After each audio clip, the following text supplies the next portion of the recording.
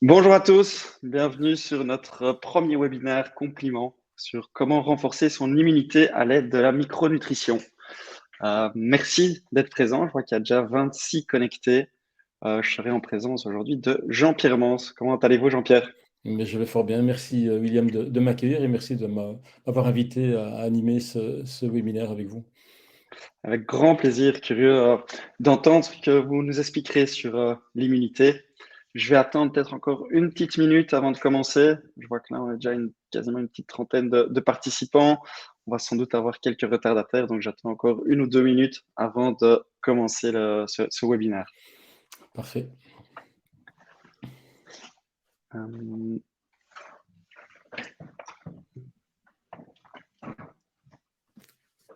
Voilà.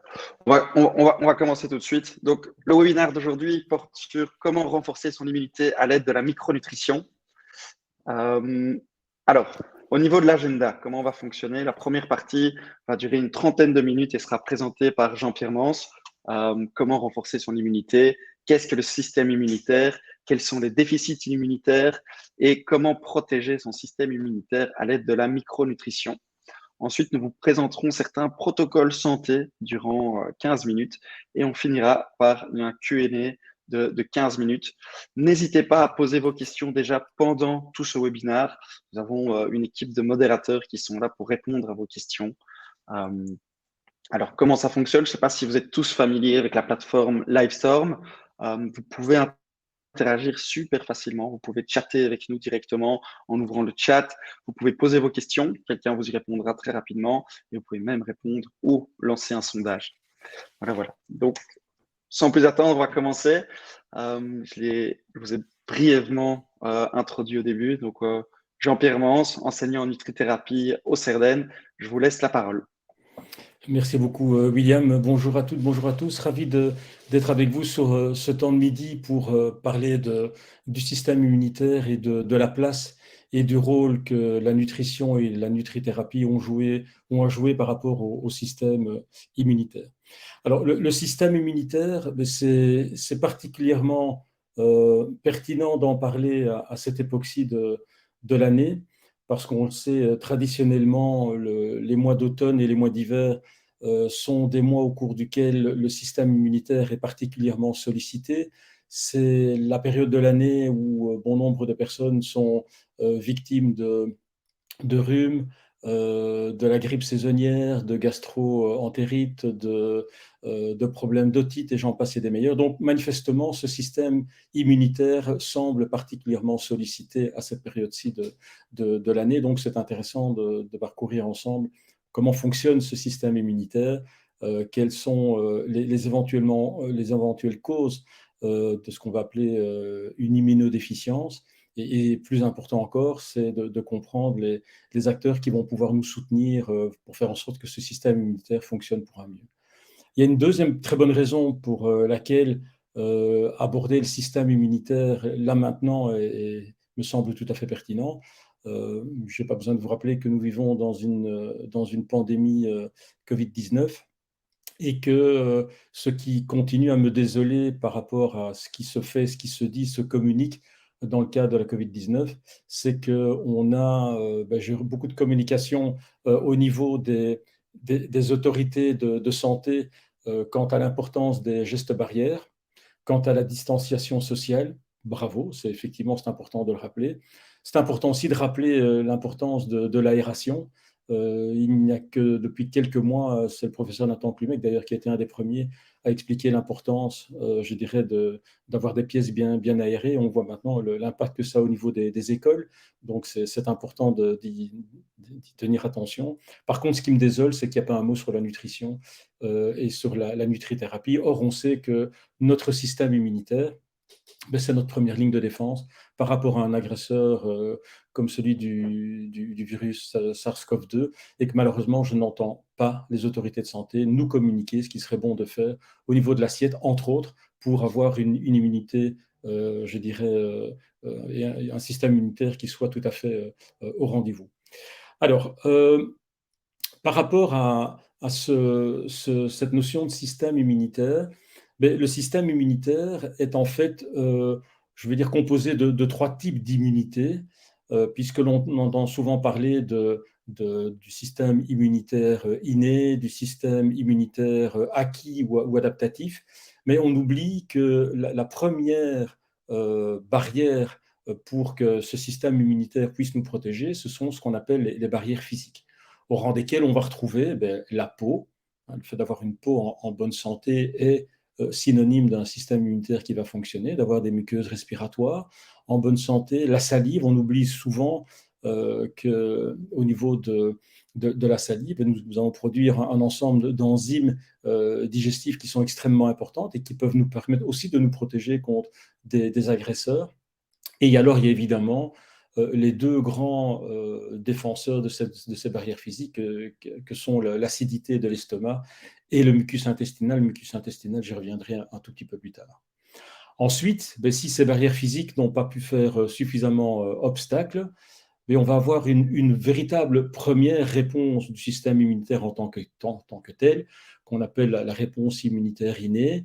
Et c'est cette première étape qui va permettre de faire quoi? De détecter le danger, je vais vous montrer une diapo un petit peu plus tard, et de constituer véritablement la première ligne de défense. Première ligne de défense, d'ailleurs, qui s'enclenche extrêmement rapidement. On estime que dans les minutes ou dans les heures qui vont suivre l'infection, la réponse immunitaire innée va être enclenchée. Et si cette réponse immunitaire innée n'est pas parvenue à juguler la dangerosité de l'agent agresseur, nous avons encore une seconde ligne de défense qu'on appelle la réponse immunitaire adaptative, qui est beaucoup plus tardive et qui est en fait une réponse immunitaire qu'on appelle également acquise. Je trouve le nom d'ailleurs judicieux parce qu'en fait, c'est une espèce d'éducation du système immunitaire qui, ayant déjà reconnu un agent agresseur, a mémorisé l'agent agresseur et donc va envoyer au combat le défenseur qui est particulièrement efficace pour lutter contre l'agent agresseur en particulier. Et un des moyens que va utiliser la réponse immunitaire acquise ou adaptative pour lutter contre cet agent agresseur, ce sera la production d'anticorps. On y reviendra un tout petit peu plus tard. Alors, au niveau des acteurs de l'immunité innée et acquise, il faut d'abord bien comprendre que il y a bon nombre d'acteurs. Ici, vous voyez, à partir du moment où il y a soit des bactéries délétères, ou il y a un virus, on peut penser au SARS-CoV-2 qui se présente, mais s'il parvient à passer, je dirais, au niveau des entérocytes, au niveau de la barrière, normalement, nous allons avoir, par exemple ici, des cellules dendritiques qui vont reconnaître l'individu pour essayer de le présenter à notre système immunitaire pour essayer de le juguler. Et on voit ici un certain nombre d'agents qui vont nous aider à nous défendre dans le cadre de la réponse immunitaire innée, qu'on appelle des macrophages. Et ces macrophages ont comme but de ce qu'on va appeler de phagocyter l'agent ennemi, ce qu'on appelle ici engloutir, détruire en fait les pathogènes, les digérer et les éliminer. C'est une des voies qui existent pour comme acteur de l'immunité innée. Mais on voit il y a également d'autres agents qu'on appelle des lymphocytes. Et parmi ces lymphocytes, on a des lymphocytes, je dirais, qui sont ici des lymphocytes T et qui vont avoir comme objectif de nouveau de reconnaître, de détecter et ensuite de détruire des cellules qui auraient été éventuellement infectées par l'agent délétère. Mais on peut également avoir d'autres lymphocytes qu'on appelle ici les lymphocytes B, des immunoglobulines, entre autres l'immunoglobuline A, et qui, elles, ont comme objectif essentiellement de produire des anticorps tout à fait spécifiques de l'agent directement agresseur. Alors, au niveau du système immunitaire, il faut comprendre que ce système immunitaire fait en fait partie d'un ensemble. Et quand on parle d'un ensemble, on va parler de l'écosystème intestinal. Et cet écosystème intestinal est lui-même composé de trois agents. Il y a le système immunitaire, sur lequel on va passer encore un petit peu de temps. Il y a le microbiote intestinal et enfin, il y a la muqueuse intestinale. Donc, ce sont les trois partenaires qui vont concourir à un écosystème intestinal qui fonctionne bien. Alors, le microbiote intestinal est évidemment aussi au cœur d'un système immunitaire efficace. Microbiote intestinal qu'on commence à de mieux en mieux comprendre. Il y a véritablement une explosion du nombre de publications qui traitent du microbiote intestinal. Jusqu'il y a quelques années, il y avait chaque année une centaine de publications qui traitaient du microbiote intestinal. Aujourd'hui, on est à plus de 10 000 publications par an. Donc, on voit à quel point la communauté scientifique s'intéresse au niveau du microbiote intestinal, composé d'un très grand nombre de micro-organismes, 100 fois plus que l'ensemble des gènes qui composent le génome humain. Donc, ça vous donne le nombre de micro-organismes. Micro-organismes qui sont répertoriés en environ un peu plus de 1000 espèces, composés d'environ 700 souches bactériennes sur lesquelles nous allons prendre un petit peu de temps aussi dans les explications. Et donc, comprendre qu'au niveau de ce microbiote intestinal, au niveau de la barrière intestinale, il faut comprendre que le microbiote intestinal abrite un nombre extrêmement important de cellules immunitaires. On parle de 70%, certains auteurs évoquent 80%, donc en tout cas un nombre très important. Donc on comprend à quel point la santé du microbiote intestinal est directement au cœur d'un système immunitaire qui fonctionne bien.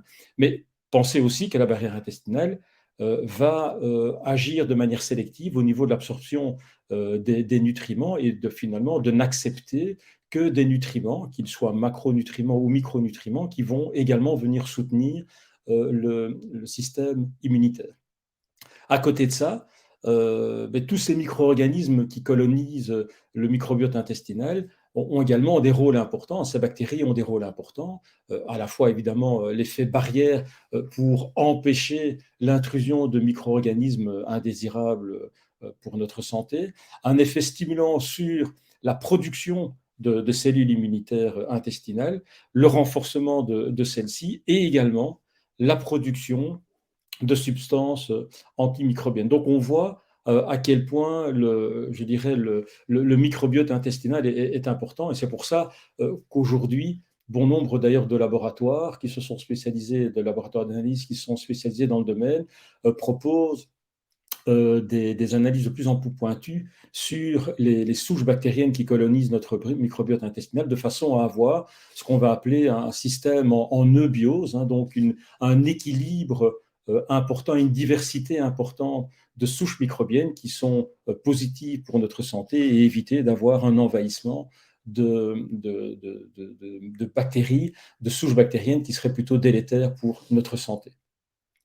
Alors, quand on voit cela, on voit que, même si c'est un petit peu petit, et je m'en excuse, que les acteurs de l'immunité liés au microbiote sont importants, parce qu'on le voit lorsque y a un antigène, je dirais, qui se présente, il va entraîner l'activation d'un certain nombre de cellules, dans ce cas-ci, par exemple, des cellules issues du thymus, qu'on appelle les cellules T, facile à retenir, cellules qui vont être activées et qui vont entraîner la production d'un certain nombre de cytokines, cytokines qui sont exprimées ici, qui peuvent être des cytokines pro- ou anti-inflammatoires, et qui vont permettre à leur tour la production d'interférons gamma, d'interleukines diverses, et qui vont permettre aussi la production de cellules immunitaires, des cellules issues du thymus, des cellules T. Et dans le schéma qui est représenté ici, on en voit de différentes sortes.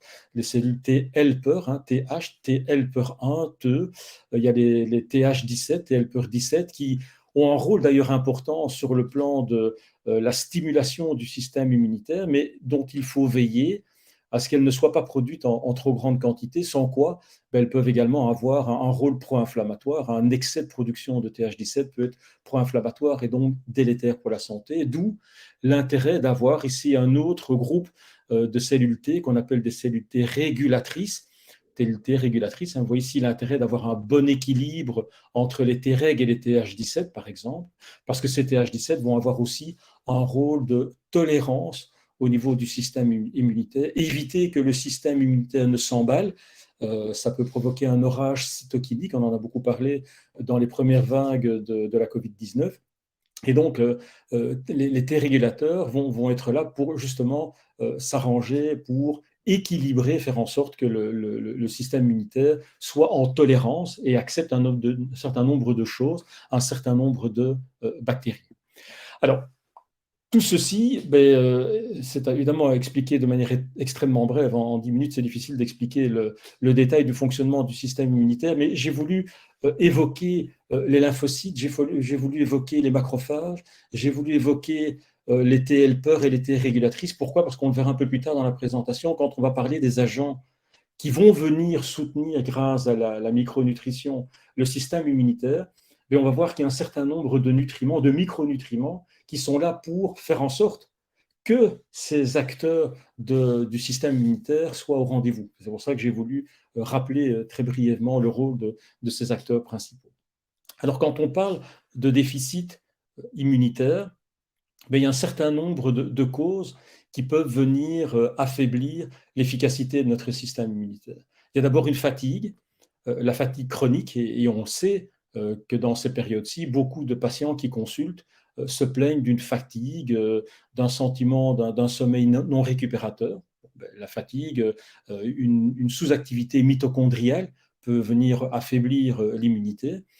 Le fait de ne pas avoir une assiette santé avec un excès d'aliments délétères, un excès d'aliments avec un indice glycémique élevé, une assiette composée d'acides gras saturés trans, industriels. Bon, voilà, ce sont des éléments qui malheureusement vont venir affaiblir l'immunité. Quand on parle d'immunité, c'est également, je dirais, un des travers de la communication faite par nos autorités de santé. Je n'ai jamais entendu aucun spécialiste sur les plateaux TV ou en radio nous dire à quel point l'activité physique devait aussi venir soutenir l'activité, le système immunitaire. Or, lors des phases de lockdown, nous avions tous du temps à pouvoir consacrer à l'activité physique. C'est véritablement dommage qu'aucune autorité de santé nous ait rappelé à ce point-là à quel point l'activité physique permettait de soutenir la production d'un certain nombre de natural killers, de lymphocytes, qui sont directement produits à partir du moment où on a un minimum d'activité physique. Je ne parle pas de sport ni de sport intensif. Le stress chronique, on le sait, va entre autres dépléter un certain nombre de nutriments, par exemple le magnésium, pour n'en citer qu'un, mais le stress chronique va également entraîner une augmentation importante du cortisol pro-inflammatoire. Ce n'est pas vraiment une bonne idée pour venir soutenir notre immunité. Et puis on sait que certaines classes de médicaments sont délétères au niveau de l'eubiose de notre microbiote intestinal. On va penser aux antibiotiques, mais il y a également d'autres classes de médicaments, comme les inhibiteurs de la pompe à protons, qui sont également délétères au niveau de la santé du microbiote intestinal. Alors, c'est enfoncer une porte ouverte que de rappeler que le tabac, la pollution aérienne sont évidemment à éviter autant que possible. Bon, la pratique sportive excessive, je pense que ça ne doit pas concerner beaucoup de personnes qui sont à risque de la Covid-19, mais de rappeler aussi que la prise en âge, le vieillissement, va également entraîner un risque d'affaiblissement du système immunitaire, parce que quand on prend de l'âge, nous devrions consommer, ou nous consommons tout simplement plus de micronutriments que pour nous maintenir en bonne santé, de même que des macronutriments, entre autres les protéines. On doit consommer plus de protéines quand on prend de l'âge, tout simplement parce qu'on fait une résistance à l'anabolisme musculaire. Et on sait que l'anabolisme musculaire, ou en tout cas la masse musculaire, dans la masse musculaire, on va retrouver une réserve de glutamine, et on sait que la glutamine sont également le fuel de nos entérocytes. Et on a vu dans les schémas précédents l'importance des entérocytes en bonne santé que pour pouvoir soutenir le système immunitaire.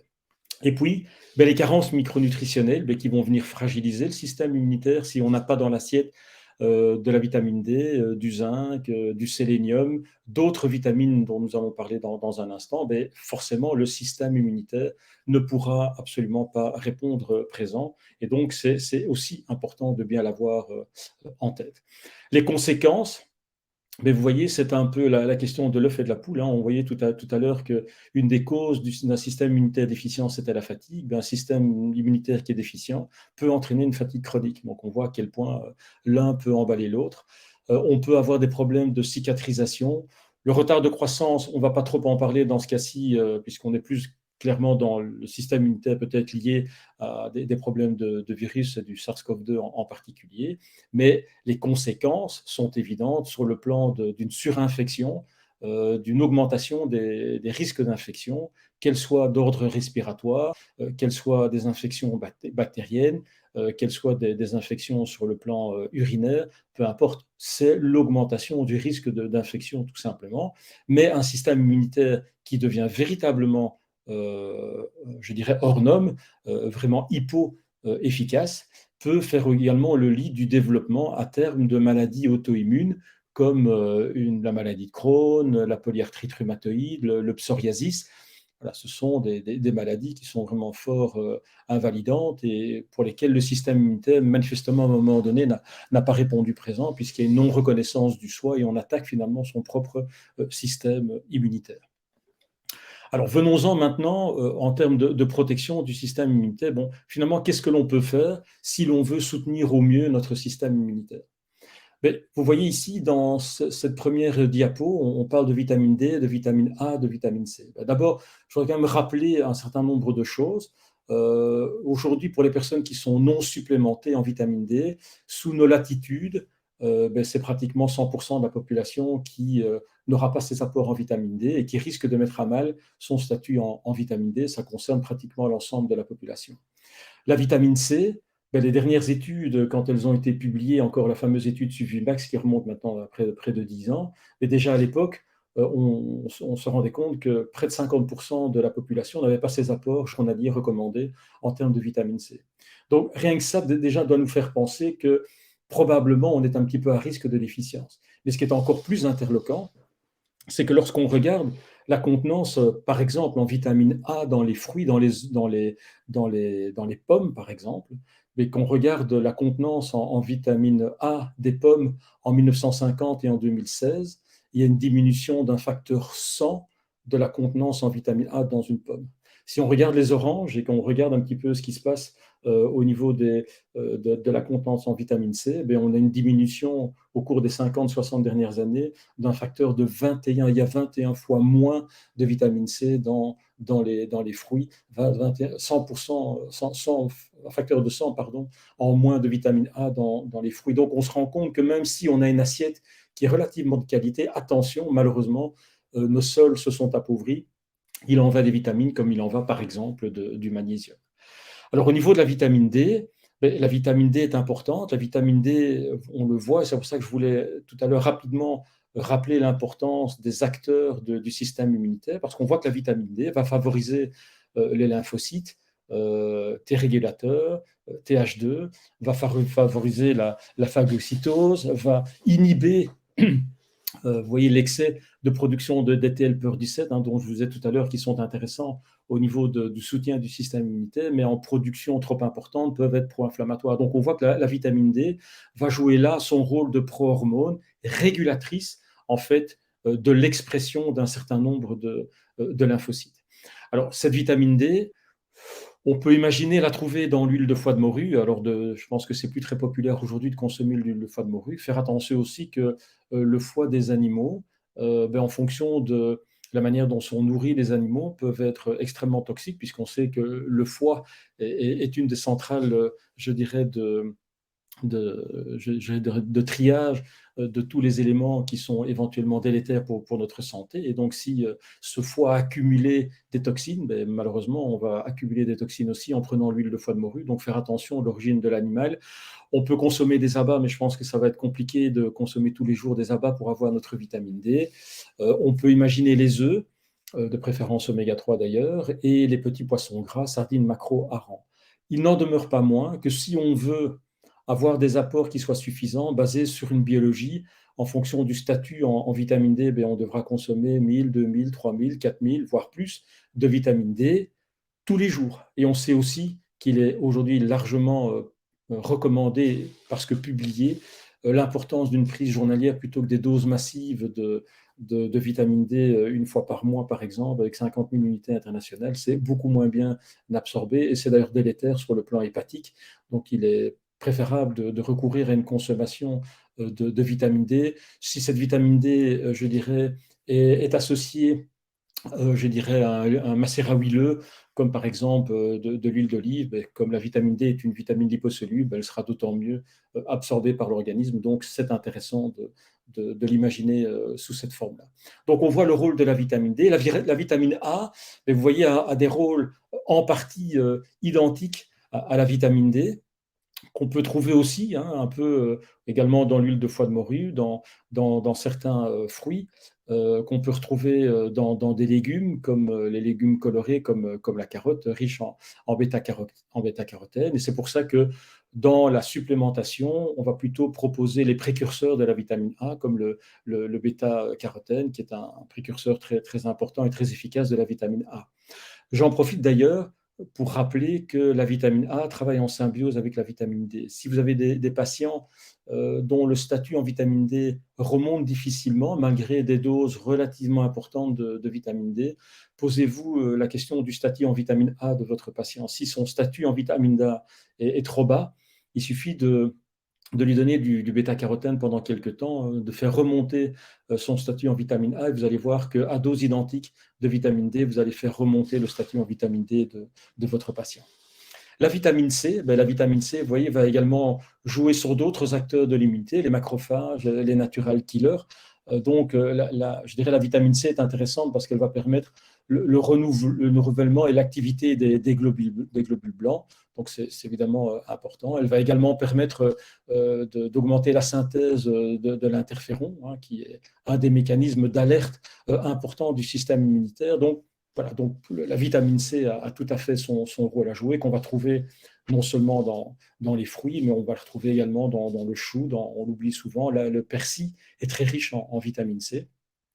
Et en termes de supplémentation, si vous êtes amené à faire une supplémentation au niveau de la vitamine C, là, on sait aujourd'hui que la forme liposomale, qui est une vitamine C qui est en fait entourée d'une double couche lipidique, va permettre également un passage favorisé, une absorption, une biodisponibilité qui est vraiment nettement supérieure à d'autres formes de vitamine C. Donc la recommandation d'une forme liposomale est manifestement très, très utile.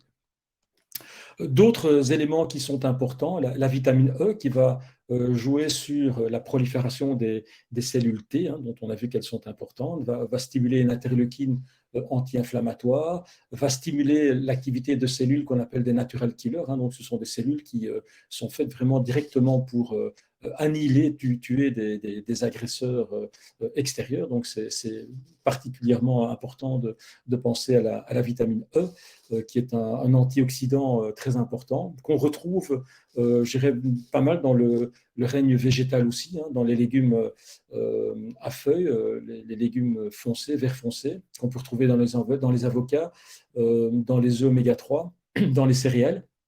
Et important aussi, quand on se supplémente en vitamine E, de faire attention que cette vitamine E soit bien une forme naturelle et non pas une forme synthétique qui, elle, aurait plutôt des vertus pro-oxydantes qu'antioxydantes. Ce n'est pas du tout ce qu'on cherche, évidemment, quand on veut se supplémenter. Les vitamines du groupe B, qui vont avoir un rôle très intéressant dans la suppression des cytokines pro-inflammatoires, des interleukines pro-inflammatoires. Donc ça, c'est important. Et que quand on se supplémente en vitamine B, toujours faire attention de se supplémenter dans des formes directement actives, comme par exemple ici au niveau de la vitamine B12, la méthylcobalamine ou la sainte méthyltétrahydrofolate, plutôt que de donner de l'acide folique. Ce sont des formes qui sont directement actives et reconnues par l'organisme et donc extrêmement bien assimilées. C'est vraiment important d'y penser. Alors le zinc est un peu ce chef d'orchestre incontournable qui va permettre de renforcer l'efficacité de l'immunité adaptative. On sait que le zinc a des rôles vraiment très, très, très importants à jouer. Donc le zinc est d'autant plus important que aujourd'hui, près de 50% de la population a des apports insuffisants en zinc, et qu'au-delà de 70 ans, pratiquement 100% des personnes non supplémentées sont déficitaires en zinc, ce qui est quand même embêtant, parce que le zinc, il faut rappeler, va permettre de bloquer et de limiter la réplication du virus. Donc pour ça aussi, le zinc est important. On va le retrouver non seulement dans les fruits de mer, cette saison, avec les plateaux de fruits de mer pour la Noël, la nouvelle année, le poisson, les produits laitiers, plutôt le yaourt, les légumineuses, les céréales complètes. Et lorsque l'on prend un zinc, Il en va du zinc comme il en va d'autres minéraux comme le magnésium, par exemple. Toujours bien choisir les bonnes formes de zinc. Et on sait que le bisglycinate, le citrate, sont vraiment des formes extrêmement intéressantes du zinc qui sont à recommander. Au niveau des antioxydants, on sait que les antioxydants sont fondamentaux et on sait qu'un système immunitaire qui est agressé va se retrouver dans un milieu où la production de pro-oxydants sera relativement importante. Et pour ça, il y a toute une catégorie d'acteurs antioxydants, la vitamine C, la vitamine E, certaines vitamines du groupe B. On va retrouver notre zinc, le sélénium qui est vraiment très, très utile et vraiment très, très important parce que rappelez que le sélénium va permettre d'augmenter la quantité de lymphocytes T, va stimuler l'activité des cellules naturelles killer, donc va permettre la production d'anticorps, des lymphocytes B. Donc voilà, le sélénium est vraiment très, très important, avec aussi la présence de caroténoïdes comme le bêta-carotène, le lycopène, la lutéine. Alors, ce qui est vraiment important de bien avoir en tête, c'est que lorsqu'on veut se supplémenter, éviter de recourir à une dose massive d'un antioxydant. Ce qui est important, c'est de privilégier un cocktail synergique d'antioxydants, pas exagérément dosé, mais dont la synergie va être finalement le garant de la bonne efficacité. Donc, vraiment veiller à ne pas avoir de surdosage en termes d'antioxydants, parce qu'on sait que des surdosages d'antioxydants peuvent se révéler devenir pro-oxydants. Mais par contre, quand on a une synergie d'antioxydants qui vont chaque fois permettre la réduction d'antioxydants qui auraient été oxydés par leur action, voilà, la synergie va vraiment avoir un rôle tout à fait important à jouer. Et je voudrais terminer par ce slide au niveau du rappel des probiotiques. On a vu à quel point le microbiote intestinal est important. Je vous rappelle, la flore intestinale regroupe environ 70% de nos cellules immunitaires. Et donc, dans l'alimentation, des yaourts nature, bio, faits maison, sont une source importante et intéressante. On peut retrouver des légumes lactofermentés, comme par exemple la choucroute à consommer plutôt crue. On peut imaginer des boissons fermentées comme un kéfir de lait ou un kéfir de fruits qui sont extrêmement intéressants aussi avec des prébiotiques. Et donc, quand on veut se supplémenter avec des souches qui ont démontré leur efficacité, comme par exemple le Lactobacillus acidophilus, qui va avoir des rôles intéressants sur l'activation des lymphocytes T. Donc, c'est évidemment quelque chose de très utile. Et que quand on se supplémente avec des probiotiques, veille aussi à recourir à des gélules qui sont gastro-résistantes, parce que l'objectif, quand on prend des bactéries péros, c'est qu'elles arrivent là où elles doivent coloniser le microbiote et non pas être victimes de l'acidité de l'estomac. Donc, des gélules gastro-résistantes sont évidemment très, très importantes. Et dans un contexte, je dirais, de prévention de rage cytokinique, les oméga-3 sont importants. En particulier les oméga-3 longue chaîne, comme le PA, le DHA, qu'on peut retrouver dans les petits poissons gras, sardines, maquereaux, harengs, bien évidemment, à consommer idéalement 3 fois par semaine. Mais ce qu'il faut vraiment, je dirais, avoir en tête, c'est que si on se supplémente, il faudra essayer aussi de choisir plutôt une forme naturelle issue de petits poissons, éventuellement de pêche raisonnée et durable, qui sont importants et qui contiennent un ratio de PA et de DHA relativement important. Voilà ce que je voulais rapidement vous évoquer au niveau du système immunitaire et je pense que je recède la parole à William. Merci Jean-Pierre. C'était très très clair. En tout cas pour ma part, j'ai vraiment apprécié votre présentation.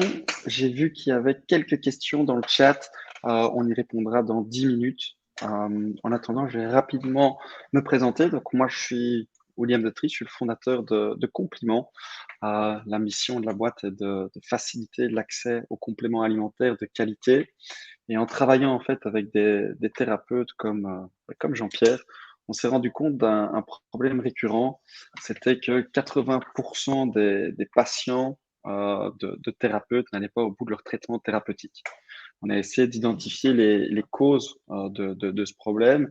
On a identifié plusieurs pour le moment. Numéro un, l'achat de mauvais produits. Donc souvent, lorsqu'un thérapeute recommande certains compléments alimentaires, on voit que le patient ne va pas en pharmacie ou que la pharmacie lui recommande de mauvais produits, il peut peut-être aller aussi en ligne sur Amazon ou autre, et en fait va acheter des formes qui sont peut-être pas les formes les plus biodisponibles. Jean-Pierre parlait tantôt de la vitamine D, où il faut de la vitamine D3, 3008, le zinc, faire attention à quel type de zinc choisir, et le consommateur n'est pas toujours alerte de ce type de problématique. Deuxièmement, ce qu'on a vu, c'est que le format est souvent peu pratique et que du coup, le consommateur ou le patient n'a pas la discipline pour aller au bout de son traitement. Quand on consomme des pots de 30, 60, 90 gélules, c'est souvent assez difficile de tous les mois aller racheter son pot, devoir s'assurer du bon dosage, et le réachat est plutôt compliqué tous les mois. Et puis finalement, ce qu'on voit, c'est que souvent le patient se retrouve livré à lui-même, étant donné qu'il n'a pas été discipliné. C'est difficile d'avoir le suivi par rapport à ce qu'il a consommé, pardon. Comme il n'avait pas été discipliné, il ne va pas spécialement retourner chez son thérapeute et chez son nutritionniste, et du coup ne pas suivre correctement le bon traitement. Alors, par rapport à cette problématique, on a lancé Compliment Pro. Compliment Pro, c'est une solution de prescription nouvelle génération. En fait, l'idée derrière, c'est vraiment de faciliter la prescription et de s'assurer que son patient suive bien le traitement qui a été recommandé. L'idée, c'est un programme qui est aujourd'hui encore 100% gratuit et qui va vraiment faciliter la vie des thérapeutes en automatisant la prescription et en fidélisant les patients. Alors, je vais rapidement vous expliquer comment ça fonctionne. C'est très simple. En fait, vous pouvez tout d'abord sélectionner des produits très facilement au sein de notre catalogue, prescrire en ligne et finalement offrir une expérience patient qui est beaucoup plus simple. Il va recevoir tous ses compléments dans un sachet quotidien à prendre et vous pourrez suivre la prise mois par mois.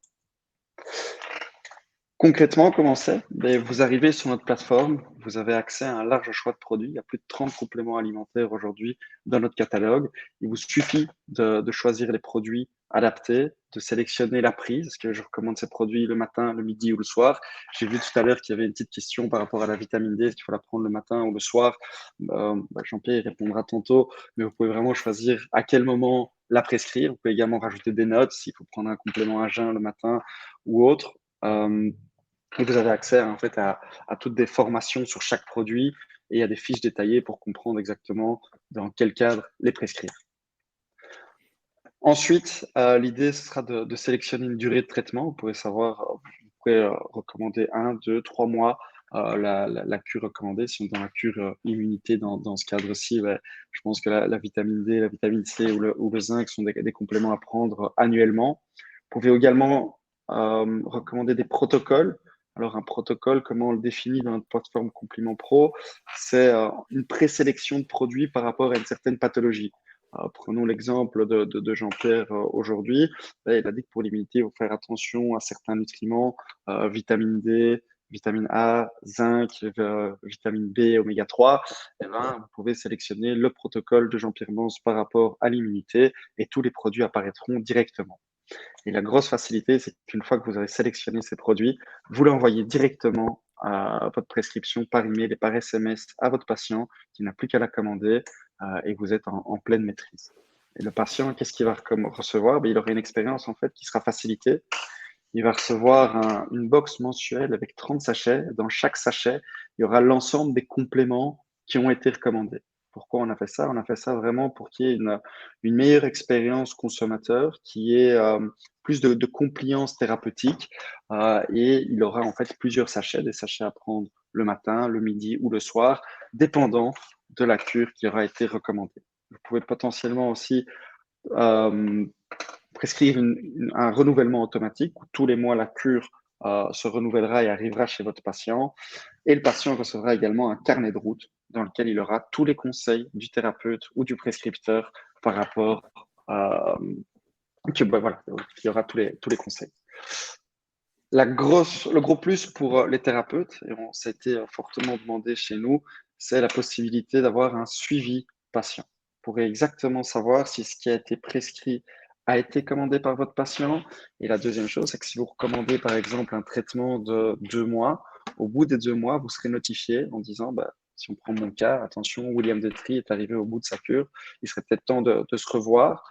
peut-être temps juste de faire un petit appel pour voir est-ce que je modifie le contenu du traitement recommandé, et vous avez aussi la possibilité de discuter directement avec votre patient. Alors, en termes de produits, comment ça fonctionne? Nous, on s'est associé avec l'ancien président de la Fédération du complément alimentaire en Belgique, Monsieur Gilles Gernet, qui a essayé de sélectionner chaque complément individuellement en s'assurant qu'il respecte une charte de qualité assez stricte. La charte, on l'a appelée Select, et dans le S de Select, c'est le sourcing. On va essayer d'être super transparent sur le sourcing de chaque actif. On va vous expliquer exactement, voilà, si on a choisi cet actif, c'est un actif breveté, il vient de ce laboratoire, et voici les raisons pour lesquelles on l'a utilisé dans nos produits. Pour chaque complément, on va aussi travailler sur l'efficacité, sur la biodisponibilité des compléments. La vitamine D, on travaille justement avec la vitamine D3, 3008. Notre magnésium, on va travailler sur du bisglycinate, le zinc sur du citrate.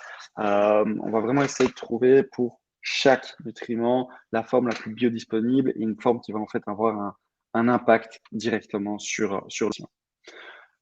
Tout est produit localement, donc nos compléments sont façonnés en Belgique et sont conditionnés également de manière éthique et écologique dans des sachets qui sont 100% recyclables. Et notre volonté, c'est vraiment d'offrir un confort aux patients. Il faut que ce soit simple, que la vision de complément, c'est qu'un jour, le complément s'intègre dans une routine du quotidien, et pour nous, il faut vraiment que ce soit facile à intégrer. Et ce qu'on met en place, c'est qu'on met en place de la technologie pour faciliter cette prise de compléments alimentaires, autant pour les praticiens qui peuvent prescrire directement en ligne, que pour le patient qui peut renouveler son traitement très, très facilement. Alors aujourd'hui, Compliment Pro a été lancé au début de l'été 2021. Il y a plus d'une centaine de nutritionnistes qui sont déjà actifs sur la plateforme. On est vraiment au tout début de cette plateforme dédiée aux thérapeutes. L'inscription est pour le moment 100% gratuite. Ça n'engage que vous. Il y a une commission que vous pouvez prendre sur la vente de compléments alimentaires et que vous pouvez donner directement à vos patients, et un support qui est disponible 24 heures sur 24, 7 jours sur 7. Ce qui veut dire que si vos patients ont certaines questions par rapport à la cure qui a été recommandée, notre support s'engage à y répondre et à prendre tous vos guidelines par rapport aux réponses qu'on pourrait faire pour votre patientèle. On fournit également des formations. Donc aujourd'hui, vous aurez accès, par exemple, à ce webinaire sur l'immunité. Vous pouvez avoir cet accès directement dans la plateforme, et on s'engage aujourd'hui à faire de plus en plus de webinaires et de réitérer ce qu'on a fait aujourd'hui. Alors, si je résume rapidement, Compliment Pro, c'est un accès facile à des produits de qualité. C'est un système de prescription en ligne, donc tout est digitalisé. Vous avez un suivi patient qui est très simple. Tous les mois, vous pouvez voir exactement qu'est-ce qui a été commandé ou non. L'expérience pour votre patient, c'est aussi une expérience nouvelle génération. Il reçoit des sachets tous les jours. La plateforme, elle est encore aujourd'hui 100% gratuite. Et je vous invite en fait à la tester, même simplement pour nous faire des retours ou des feedbacks. L'idée derrière, c'est d'améliorer cette plateforme pour qu'elle corresponde au mieux aux besoins des thérapeutes. Et vous pouvez en fait encore aujourd'hui réserver un onboarding avec Solène, qui s'occupe justement de la plateforme Pro.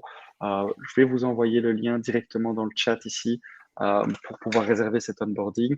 Et si vous avez des questions, vous avez notre adresse email, notre numéro de téléphone ou le site internet. N'hésitez pas, c'est gratuit et je pense que c'est tout bénef. L'idée, c'est vraiment juste de faciliter la vie aux thérapeutes et aux patients pour que le complément s'inscrive dans un geste du quotidien. Je vais maintenant répondre aux différentes questions avec Jean-Pierre. Donc, je vois que les premières questions qu'il y a eu, Jean-Pierre, c'était est-ce que la vitamine D est-elle à prendre le matin ou le soir? Oui, alors la vitamine D, en fait, anciennement, on conseillait plutôt en termes de chronobiologie de la vitamine D de la prendre le soir, aussi parce que le soir était traditionnellement associé à un repas plus riche, plus gras. Et comme je l'évoquais, la vitamine D étant une vitamine liposoluble, on conseillait plutôt de la prendre le soir avec le repas le plus gras de façon à faciliter son absorption.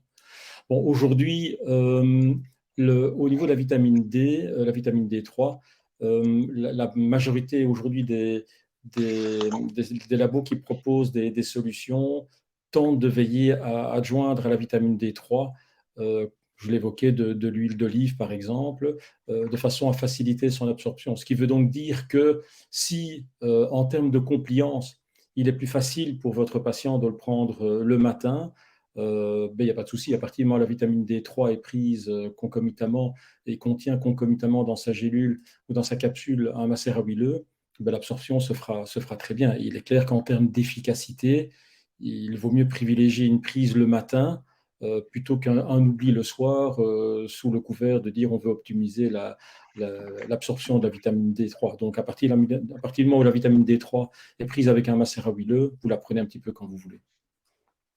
Ok, très clair. Bah, j'espère que c'est clair pour Solène également.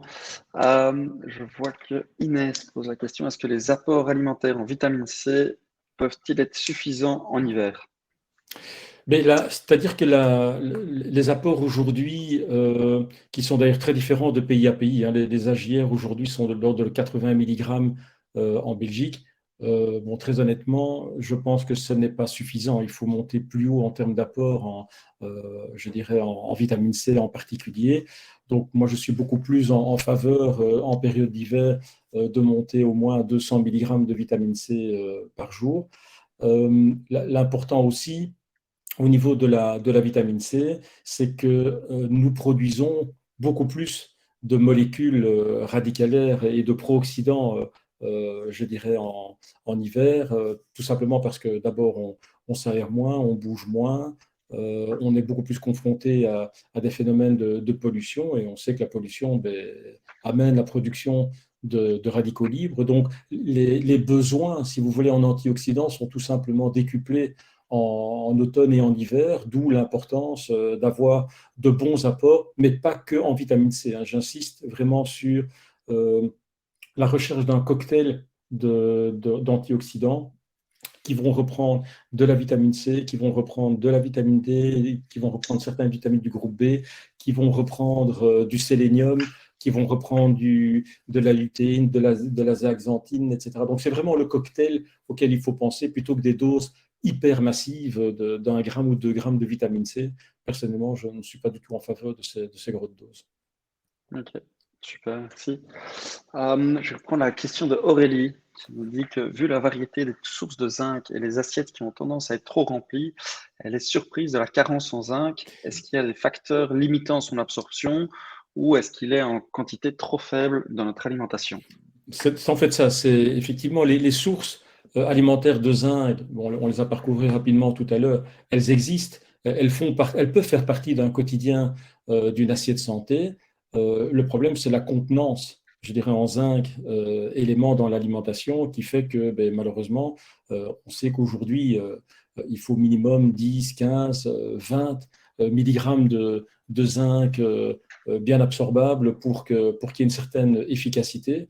Et donc, aujourd'hui, il faut recourir non seulement à de bons sels de zinc, mais il faut surtout augmenter les quantités parce que je vous dis aujourd'hui, 50, dès l'âge de 50 ans, plus de 50% de la population est carencée en zinc et on sait qu'à partir de 70 ans, 100% des personnes non supplémentées sont carencées en zinc. Donc, ce sont des études épidémiologiques qui l'ont clairement mis en valeur. Et c'est pour ça qu'on s'est rendu compte aujourd'hui du côté crucial de supplémenter une grande partie de la population en zinc, parce que le zinc est tellement au carrefour de l'immunité. Hein, on l'a vu, c'est vraiment l'inhibition de la réplication du virus passe par un statut en zinc qui est important. Et quand moi-même je fais des bilans, où je demande des bilans, où j'analyse des bilans de biologie fonctionnelle, je vous assure que le nombre de personnes qui ont un statut en zinc trop faible, c'est 70-80% des personnes que je rencontre.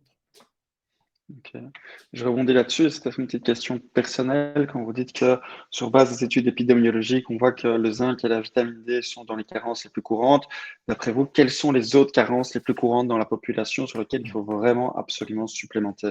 Ben, le magnésium, hein, on sait que le magnésium, aujourd'hui, une personne qui ne se supplémente pas en magnésium est en déficit d'apport. Tout d'abord parce que les sols se sont terriblement appauvris. Et donc, on sait que les légumes verts, par exemple, contiennent beaucoup de magnésium. Mais malheureusement, le magnésium qu'on peut retrouver dans les légumes verts aujourd'hui en quantité a fortement baissé. Bon, on peut encore en retrouver on va dire, dans les oléagineux. Mais voilà, le magnésium aujourd'hui, quelqu'un qui ne se supplémente pas, n'a pas ces apports recommandés qui sont de minimum 6 mg par kilo de poids corporel et par jour.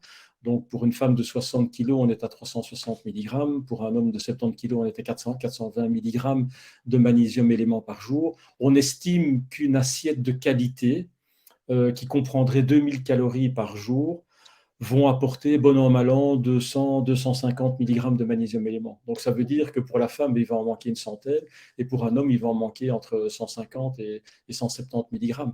Donc, la carence en magnésium, la carence d'apport est tout à fait réelle. Donc, je dirais le magnésium est certainement un élément qui est important. La vitamine E, également, on estime que 70 à 80% de la population est déficitaire je dirais, en vitamine E. La vitamine B9 aussi, on estime qu'entre 50 et 90% de la population n'a pas ces apports journaliers recommandés en vitamine B9. Donc voilà, donc on voit qu'il y a quand même pas mal de nutriments qui sont très très limites en termes d'apport journalier.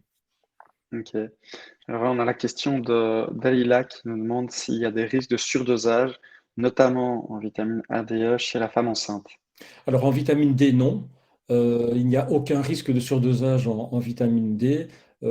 Quand on parle d'hypervitaminose D, donc des gens qui ont un statut très élevé, aujourd'hui les études de safety ont démontré qu'il faut monter au-delà de 150 nanogrammes par décilitre de vitamine D dans le sang pour que ça devienne toxique. 150, je vous assure, c'est du rarissime total. Donc le risque de vitamine D, surdosage, non. Vitamine E, mais il n'y a pas de surdosage à partir du moment où si vous consommez par exemple des huiles qui sont riches en phytostérol et si vous avez des doses physiologiques d'apport en vitamine E, il n'y a aucun danger. Par contre, oui, au niveau de la vitamine A, c'est un bon point. Il faut faire attention. C'est pour ça que d'ailleurs qu'on ne recommande pas, je ne recommande pas, je ne pense pas d'ailleurs que la société Compliment l'est à son tableau de chasse. La recommandation n'est pas de se supplémenter en vitamine A, mais en précurseur de la vitamine A, qui est le bêta-carotène. Donc, il faut effectivement faire attention. La vitamine A en excès est dangereuse pour la santé du fœtus. Par contre, si vous prenez un précurseur de vitamine A, comme le bêta-carotène, il n'y a pas de danger. Ouais, et vous avez raison. On travaille sur la bêta-carotène chez Compliment. Il y a encore une petite question sur les protocoles. Donc, comment accéder au protocole sur Compliment Pro? Il faut tout d'abord s'inscrire sur la plateforme Compliment Pro. Vous pouvez réserver l'onboarding avec nous. Et une fois que vous rentrez sur la plateforme, vous verrez directement dans l'onglet recommandations des protocoles et vous aurez accès soit aux protocoles que nous avons établis nous-mêmes chez Compliment, soit à certains protocoles qui ont été définis par certains thérapeutes. Et vous pourrez mettre le protocole immunité de Jean-Pierre. Je ne sais pas si j'ai raté certaines questions, si vous en voyez encore d'autres. Mais sinon, pour nous, peut-être attendre. Donc, si vous avez encore des questions, je vois qu'il y a encore 34 participants. C'est le dernier moment pour les poser. Et puis, on va clôturer ce webinaire. Ça fait bientôt 1 heure qu'on est ensemble. Voilà. Ah, voilà. Dalila qui nous demande, les minéraux bivalents sont victimes des antinutriments dans une alimentation, notamment les tanins. Comment y remédier? Les minéraux bivalents, si Nébri peut préciser ce qu'elle entend par minéraux bivalents. Alors, sont victimes des antinutriments. Alors, il y a plein d'antinutriments dans l'alimentation, hein, ça on le sait. Maintenant, comment y remédier? Très honnêtement, je n'ai pas la réponse comme ça spontanément. Si, je veux bien y répondre par la suite si Nébri veut bien m'envoyer vous envoyer la question de manière un peu plus précise. Je prends la question et je reviens rapidement, comme le calcium et le magnésium. Alors, est-ce qu'il y a des minéraux qui sont victimes d'antinutriments dans une alimentation, notamment les tanins? Je n'ai pas connaissance que certains tanins, alors est-ce que vous parlez des élagitanins qu'on retrouve dans la grenade ou d'autres tanins qui auraient une activité d'antinutriments sur l'absorption du magnésium, par exemple? Donc je sais qu'au niveau du magnésium, il y a certains sels, évidemment, qui sont plus intéressants à consommer, je dirais, pour l'assimilation, mais je ne suis pas au courant que certains tanins pourraient jouer des effets d'antinutriments sur le magnésium ou le calcium en particulier, mais je me renseignerai, je reviens vers vous sans faute. Ça va. Donc, là, vous pouvez directement nous envoyer la question, soit à mon adresse privée, c'est william@complimentme, et je la transférerai à Jean-Pierre. Encore une question de Blandine. Que pensez-vous du rapport suivant pour les oméga 3, 130 mg de DHA et 194 mg de PA?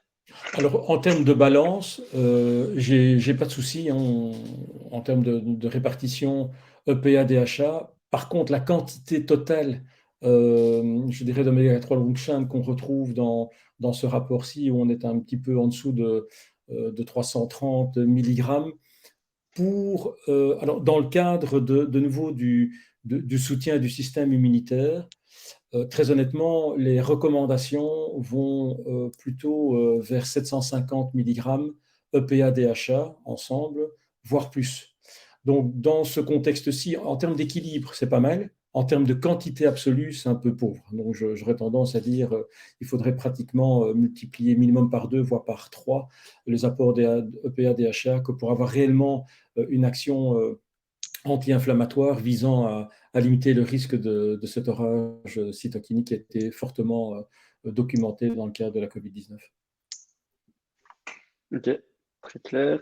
Il y a eu un petit sondage où on demandait justement quel dosage de vitamine D recommandez-vous à un adulte en hiver. Je vois que 73% des votants ont mis entre 2000 à 4000 UI.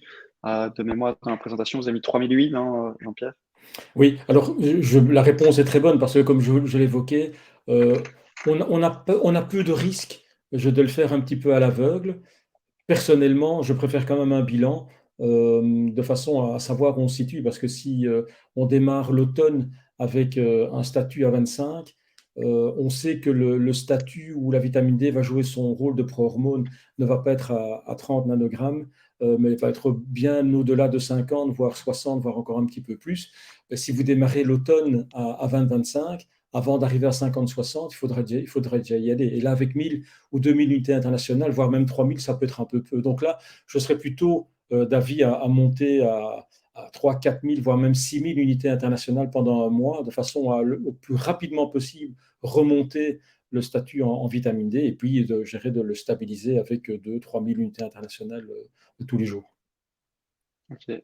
Et donc, pour répéter ce que vous aviez dit durant le webinaire, c'est mieux d'en prendre quotidiennement que de prendre 50 000 UI une fois par mois. Oui, tout à fait. Là, on sait aujourd'hui qu'il y a une déplétion importante quand on prend une quantité très importante.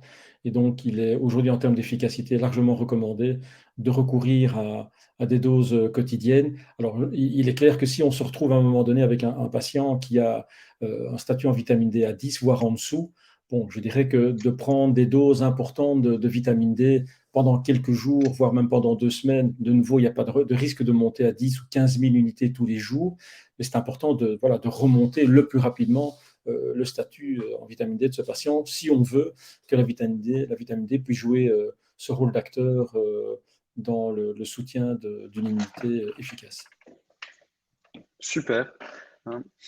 Un tout grand merci, Jean-Pierre. Avec C'était plaisir. très clair et très chouette de vous écouter sur l'immunité.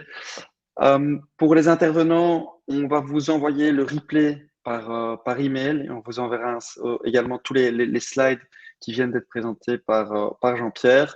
Si vous avez des questions, l'email c'est soit pro@complimentme, soit mon adresse privée william@complimentme. Ce sont des questions plutôt techniques, les transférer à Jean-Pierre directement.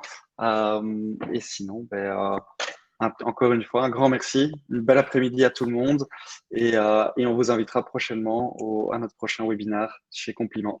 Merci, au revoir. Merci beaucoup.